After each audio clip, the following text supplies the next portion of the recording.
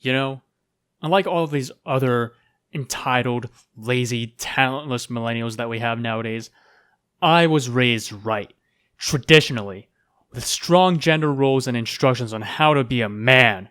And my father once told me, "Son, there comes a time when every man must prove his worth by arguing with strangers on the internet about children's cartoons." And that's what I've come here to do today. Apparently, evil leftists have destroyed another vital and historic pillar of Western civilization.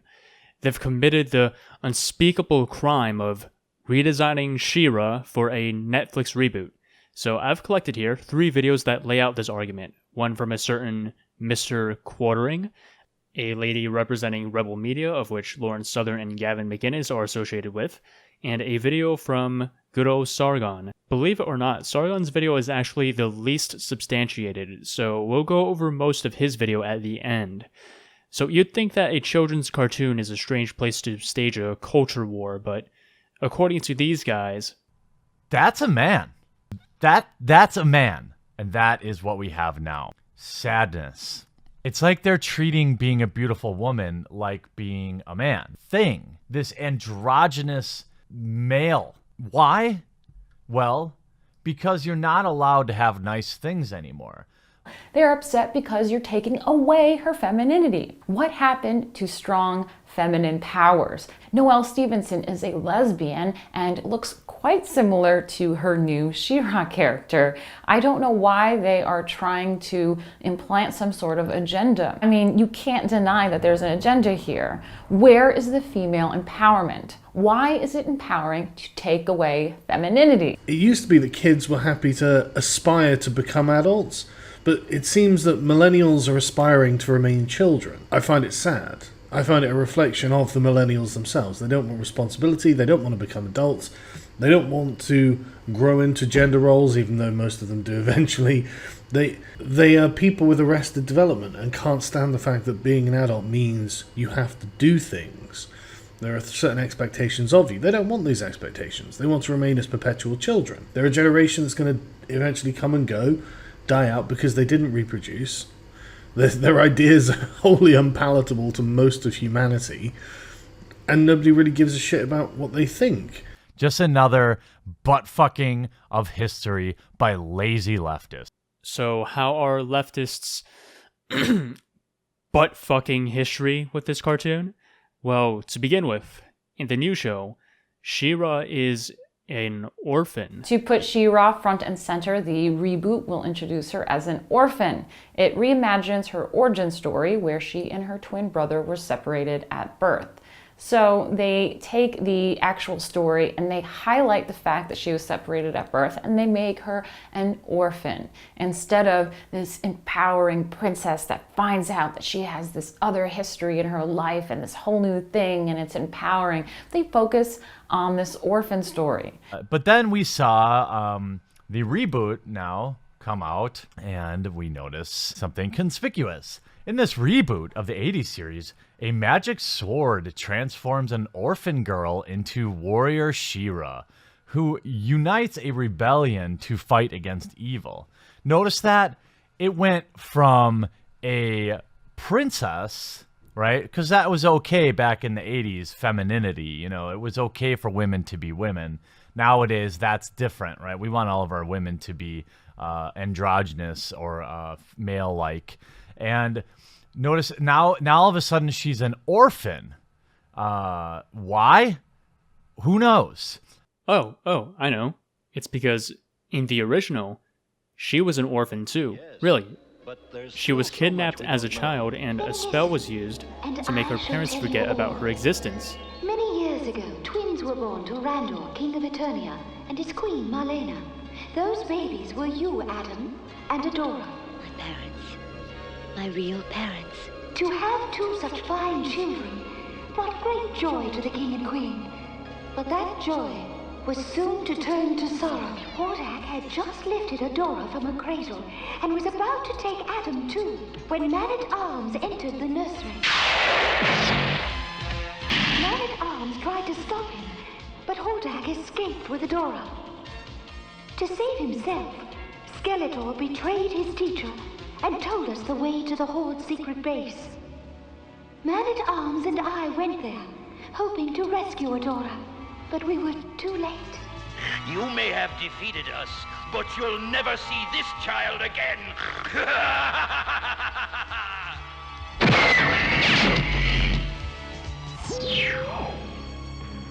We searched for you for many years, Adora, but we could not find the dimension to which Hordak had escaped. To spare Adam the pain of your loss, I cast a spell that wiped all memory of you and the Horde from the people.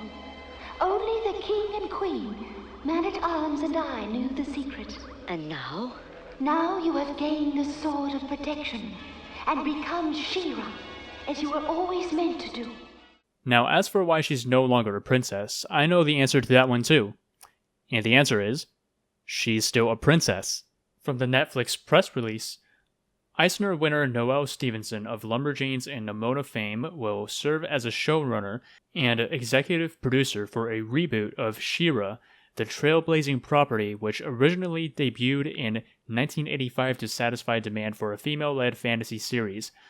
Netflix and DreamWorks described the show as a modern take on the 80s girl power icon for a new generation of young fans, and an epic and timely tale that celebrates female friendship and empowerment, led by a warrior princess tailor-made for today. So there you have it. She's still a princess. And this isn't just me going out and looking for a source to contradict them. This is in their own video.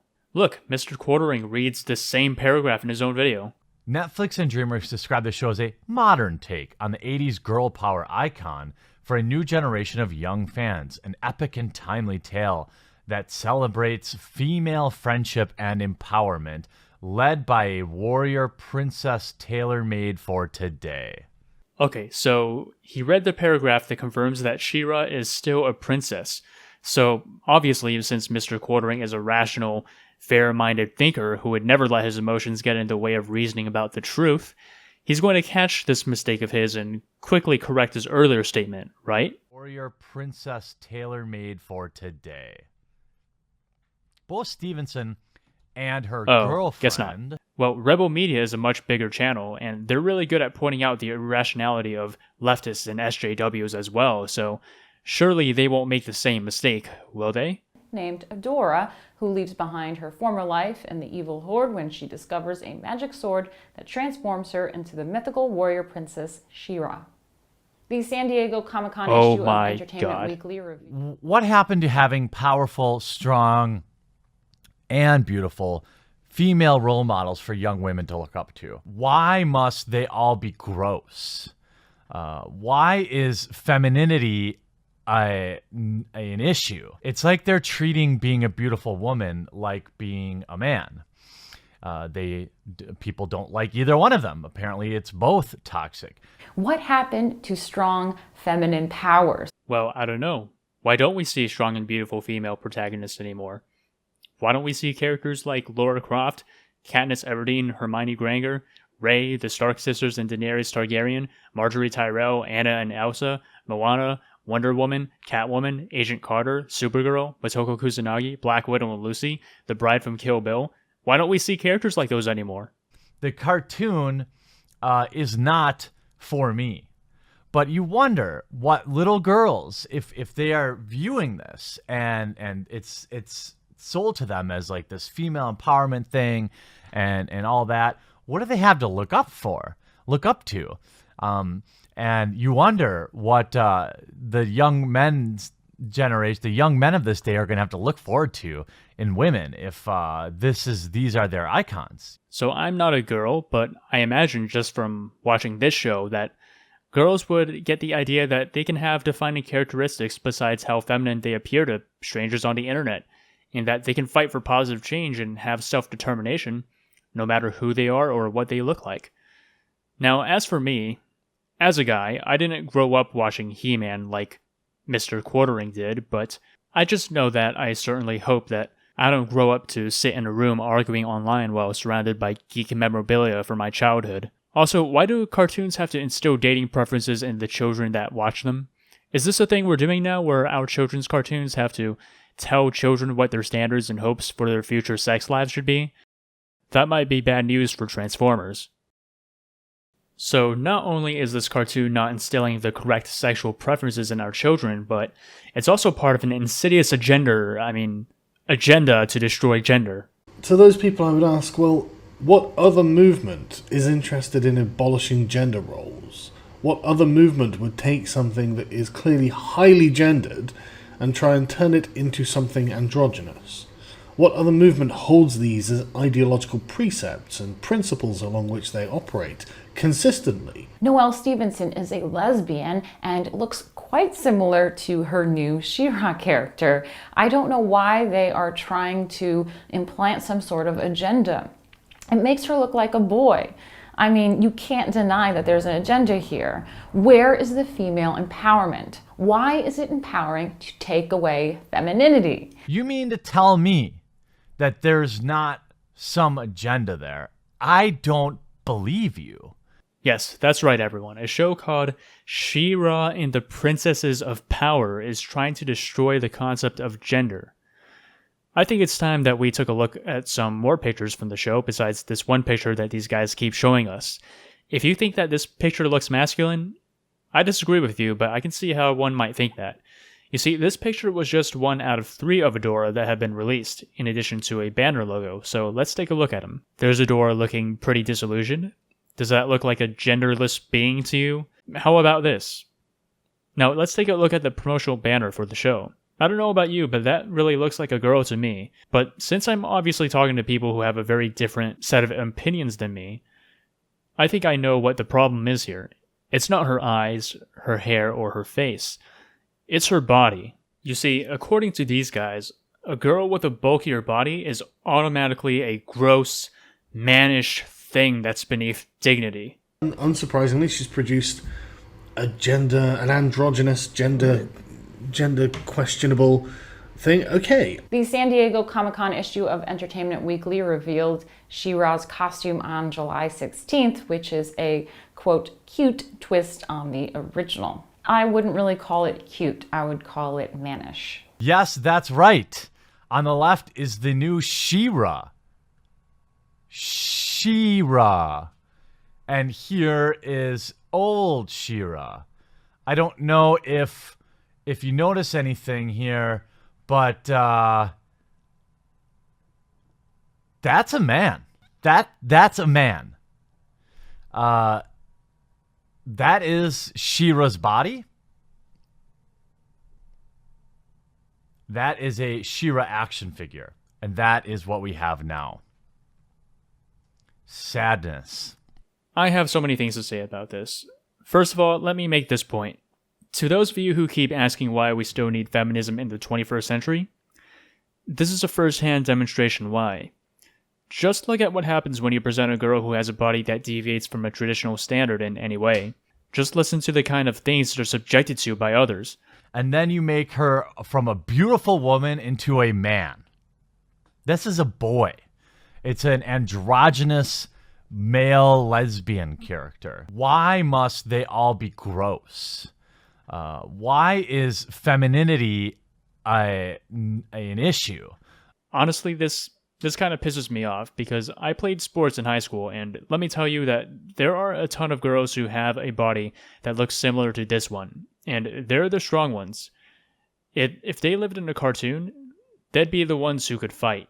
Here's why this pisses me off. Since there are plenty of girls in real life who have similar body types to the new She-Ra, these jackasses here, whenever they continuously denigrate the new She-Ra design by calling it androgynous male lesbian gross, gender questionable thing, I wouldn't really call it cute. I would call it mannish. They're basically calling all the girls who share this body type all those things. If you are one of those girls, I imagine watching this show would actually be the empowering experience that these guys seem to imagine the original She-Ra was. Ironically, the only people who are trying to destroy the idea of femininity here is these guys. They're trying to define femininity into something that only a tiny percent of the population can ever hope to live up to, while a cartoon like the new She-Ra expands femininity and expands how young girls can express it. If your idea of what it means to be feminine is centered around what one looks like, you are the reason why feminism is still needed. Because your standard of femininity or womanhood is qualified by looks, rather than substantive things, like the actions a given person takes. This is especially funny coming from these guys, because I can at least credit the lady from Rebel Media for seeming to live up to her own standards, but do these two guys really look like the pinnacle of traditional masculinity to you? Do they seem like people with He-Man inspired physiques? Earlier, Mr. Quartering talked about having something to look up to as a boy, thanks to watching He-Man. He-Man was my jam when I was young. But you wonder what little girls, if they are viewing this and it's sold to them as like this female empowerment thing and all that, what do they have to look up to? And you wonder what the young men's generation, the young men of this day are going to have to look forward to. Well, growing up with He-Man didn't seem to do you much good. I mean, when I think about a look inspired by He-Man, this isn't really what pops into my mind. Oh, wait, is that an ad hominem? Did I just attack the people making the arguments instead of the arguments themselves? No, I did both, because there is no argument to respond to. Think about everything these guys just said. Is there a single argument here? No, it's just a bunch of opinions.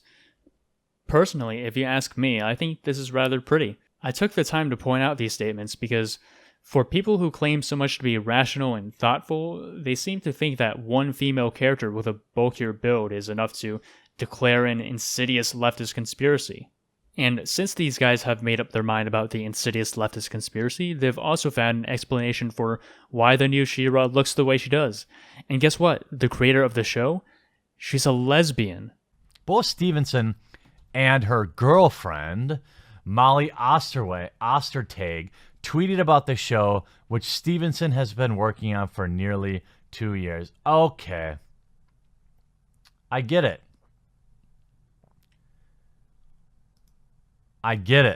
Now, I'm not saying I think she's cute, but is it any surprise that a boyish-looking lesbian takes this and turns it into this?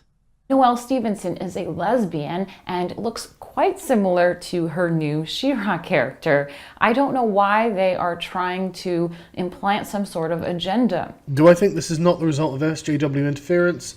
Of course not. Of course this is because of SJWs. You can look at the woman who did it, Noelle something. She's a butch lesbian, lives in California, in LA. She is part of this culture, because this is what this culture is. I wanted to show you those clips because, to me, these clips really expose the anti-SJW community for what it has become. Remember that a couple of years ago when the social justice types went on large campaigns for more diversity and inclusion in mass media? The response always went something like, if you want more shows and characters to be a certain way, why don't you just go and make your own shows? Now, lately, that's beginning to happen, and J.J. Abrams is a high-profile example of this, where people who do want more diversity and inclusion in their media are beginning to step up to the plate and create new shows that fit what they want. And as soon as that happens, just look at what the response is. When an LGBT woman pushes for more diversity and inclusion, look at what happens. Their identity is scrutinized and used as a talking point to prove the creator has some nefarious plan. When straight white men like J.J. Abrams push for social justice, they're taken at their word, while LGBT women are examined for a hidden agenda to, how did you put it? Just another butt-fucking of history by lazy leftists. So I just used the term straight white male to denote a position of privilege, but if there are any straight white men watching this video, I want to take this chance to tell you that the fact that you are a straight white male is actually a great thing.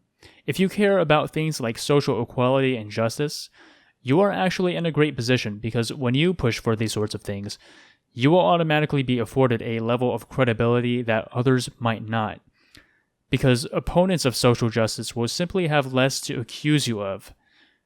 The kind of people who you see in this video will simply have a lot less to throw at you when you argue for social justice. So if you are a straight white male, you're not an enemy to social justice. Social justice needs you. So now we're going to get to Sargon's video specifically, uploaded on his YouTube channel called The Thinkery. Given that, I'm sure we can expect very clear and fair-minded thinking, and lots of it too. Let's take a look. You guys aren't going to be remembered. Millennials seem to be low effort, low talent, and that's fine. I kind of feel bad for them. Now, imagine gender roles being the top of your list of priorities. How easy your life must be. You're not going to invent anything of your own, though, are you? And anything of your own that you do invent is just going to look poor. It's not going to appeal to most people. Because you can't invent anything new, and you need to bastardize it, then okay, sure, you do, go nuts, I don't care. It's not gonna destroy gender, though, is it? It's not gonna destroy the patriarchy. It's not gonna be popular. It's not gonna change the world. It's just gonna be one of those sort of insular things that your little communities do. Anyway, good luck, millennials. One day you'll realize that cats are no substitute for children. In case you're wondering why I wanted to get to Sargon's video last, this is why. For a channel called The Thinkery, Sargon actually did the least research out of the three here, which is really saying something. Sargon doesn't actually talk about the old cartoon beyond what the characters look like, and doesn't mention any characteristics the characters have, or their backgrounds, or what the characters might be like in the new one. Oh, and by the way, Sargon really wants you to know that he really doesn't care about this. Like, at all. And you need to bastardize it, then okay, sure, you do, go nuts, I don't care. Where you can see it looks kind of boyish. That's true. Do I care about this? Not in any way, shape or form. I don't care. I'm not interested in watching She-Ra. I don't really give a damn what happens to it. It's just not. But I don't care if they sort of parasitically take over something else. It doesn't surprise me. Despite repeating on multiple occasions on how much he doesn't care about this, he spends almost 10 minutes ranting about how contemptible millennials are, how they're all mentally regressing at childhood, they're lazy, they can't invent anything new, they're parasites, and they're gonna die out and be forgotten. This is a channel called The Thinkery. But anyway, I'm going to respond to those thoughts because bullshit is bullshit and it needs to be corrected. First, Sargon points out that this show is for children. Of course, the original was for children too, so this is kind of a moot point. However, for Sargon, the fact that millennials create characters that look like children for children means that they themselves want to be children. Listen.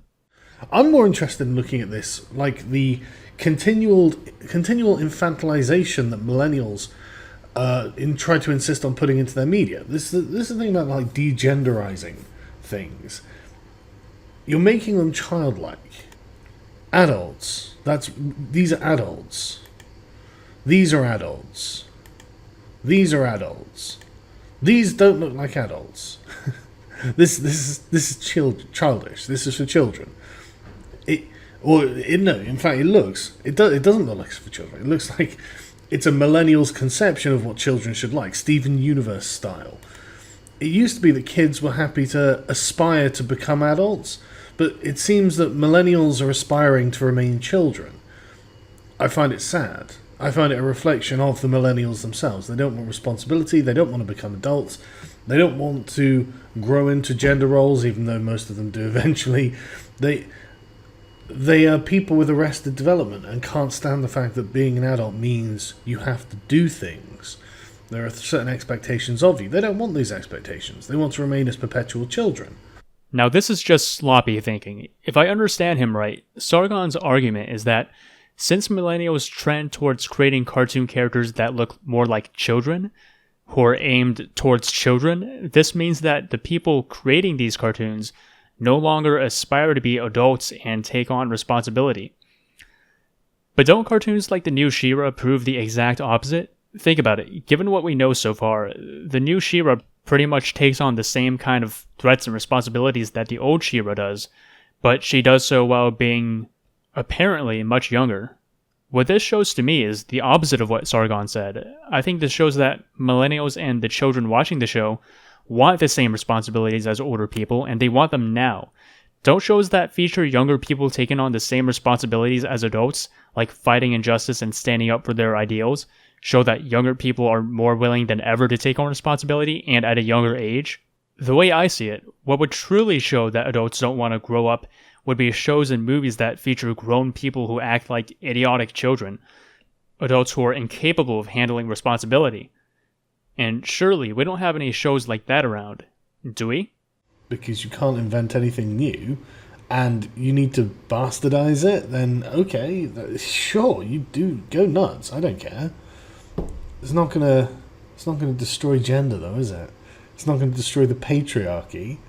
It's not gonna be popular. It's not gonna change the world.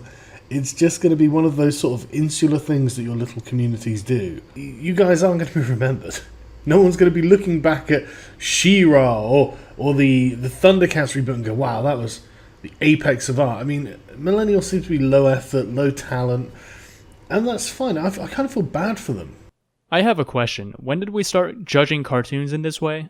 When did we decide that children's cartoons had to change the world and be remembered as high art? I mean, honestly, can you imagine if when Netflix commissioned this cartoon, they said to the creators, we want you to make a reboot of She-Ra from the 80s, but we also want it to kick off a world-changing social movement, and we also want it to be such high art that it could be displayed in the Louvre 100 years from now. I mean, what on earth is that? Does Sargon judge other cartoons like this?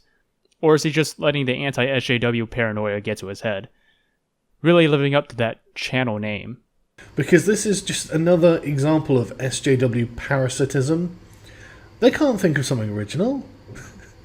Of course they can't. Let us reboot all of your favourite Generation X cartoons that were actually decent from when you were young, and let's change them to make them fit a millennial mindset and millennial sensibilities. Right? You're not going to invent anything of your own, though, are you? And anything of your own that you do invent is just going to look poor. It's not going to appeal to most people. If you guys need to have something that's like 30 years old because you can't invent anything new and you need to bastardize it, then okay, sure, you do go nuts. I don't care. I said earlier that Sargon did almost no research for this video, and here's even more proof of that.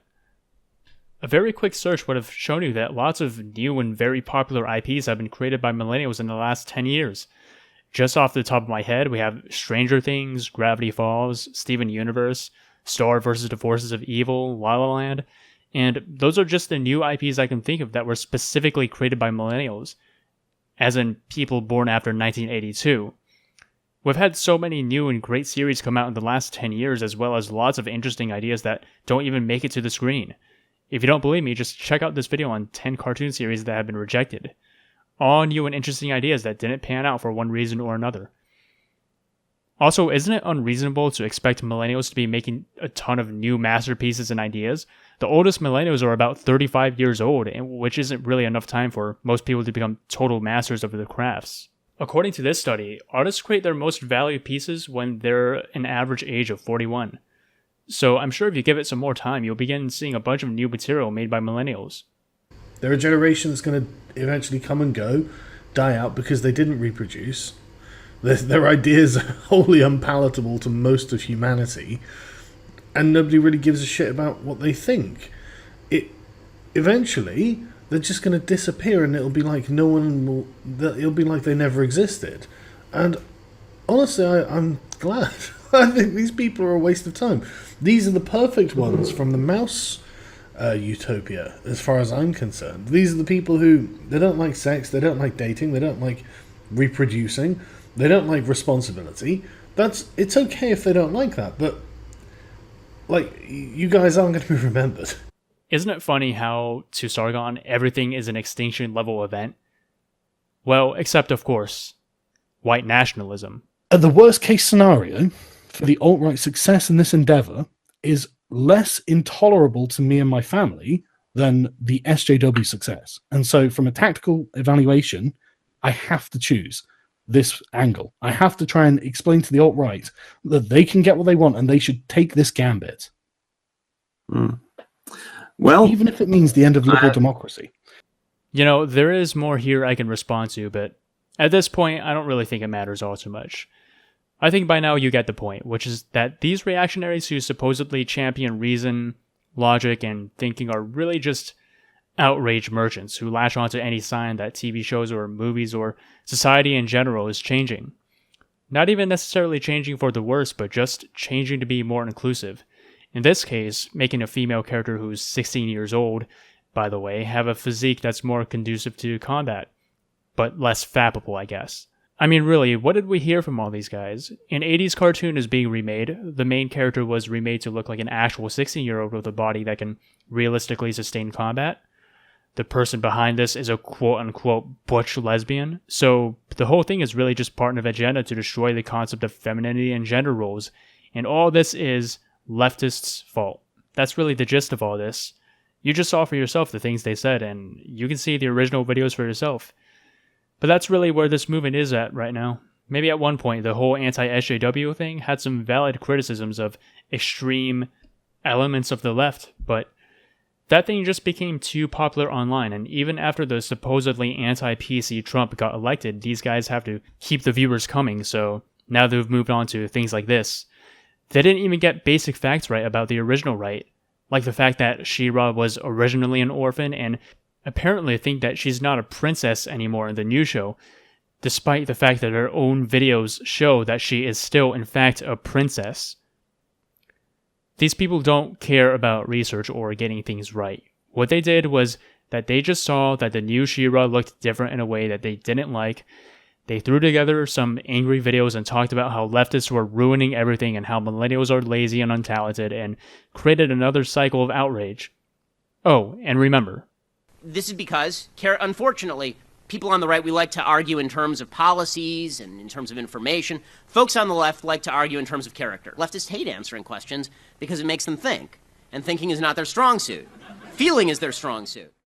So normally this would be where I end the video, but this new design, as nice as it is, as more inclusive as it is, it's not enough for me. You see, as a radical leftist who just hungers for the destruction of gender and femininity, this design is not enough. So what I'm going to do really quick is I'm going to quickly redesign this to show you what I think the real She-Ra redesign should be. So first, this long flowing hair right here is far too indicative of traditional femininity. So what we're going to do is we're going to quickly select all this. Oops. Select all this, and get rid of it. So now we have a much more androgynous body style. However, this could still conceivably belong to a girl. It could just be a very masculine girl with short hair. So what we really got to do is we have to revamp this entire body from the ground up and give it a shape that's much more representative and much more egalitarian. So let's do that. Now, we have killed two birds with one stone. We have given She-Ra a much more representative body style, and we have erased her racially biased Eurocentric white skin tone. But we still have to get the rest of our racial representation in. Now, we got a quota to fulfill, so let's make sure we get in our African American representation, our Asian American representation, and got to make sure we get our Middle Eastern and Latinx representation. And since this is an American show, I want to make sure we get in our Native American representation. So this is much more like it. Now, to give it an appropriate name, I dubbed thee They-Ra. Perfection. So thank you for watching that whole thing. Normally, if I had a Patreon, this would be where I'd thank all of my supporters, but since I don't have a Patreon, I think it's appropriate to just thank all of my most committed fans I have so far. So this channel is brand new and it's still under 100 subscribers, so your early support and your interactions with me really mean a lot to me. There are some of you who watch or seem to watch all of my videos all the way through, and that really means a lot to me since the quality of my videos just isn't anywhere near where I want them to be yet. But again, your early support and just the fact that they're good enough for some people really means a lot to me. So I want to give a shout out to Mega0x7. Thank you for being one of my earliest subscribers and commenters. Kelsey Smith, thank you for your constant encouraging comments. They really help me keep going in these early days of the channel. Tech Freak, I want to give a shout out to Tech Freak. Thank you for your early support as well, and for your suggestions on what videos to make from time to time. And Mr. Sativmo,